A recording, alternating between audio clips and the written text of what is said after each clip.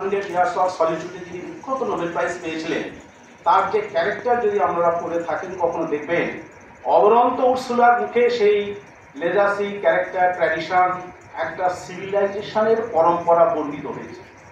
তেমনি রসায়নে যদি আমরা পিসিআর অর্থাৎ চতুর্চন্দ্র রক্ষে ফিজিক্যাল কেমিস্ট্রি ছাত্ররা সকলেই জানে, তার পেরিয়ে এলেন যে বাংলায় যে বই, সেখানে যদি দেখেন তাহলে দেখবেন যে ছাত্র শিক্ষক এই যে পরম্পরা, এই যে ট্র্যাডিশন, এই যে শ্রদ্ধাপূর্ণ চিত্তে যে স্মরণের যে ইতিহাস, এটা খুব পরিষ্কারভাবে বিধৃত হয়েছে।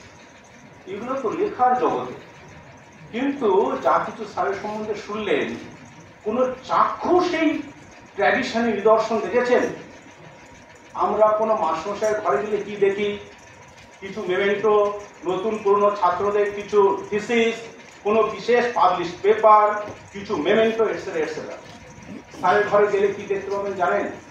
স্বর্গীয় অজৈব রসায়নের প্রভাবশালী শিক্ষক সত্যরঞ্জন সাহার প্রতিকৃতি। এই ট্র্যাডিশন, এরই নাম সমরেশ ভট্টাচার্য। সেই অজৈব রসায়নের পরম্পরা, সেই ট্র্যাডিশন রামগোপাল ভট্টাচার্য, মৃণালকান্তি দাস হয়ে এখনো প্রবহমান হয়ে চলেছে।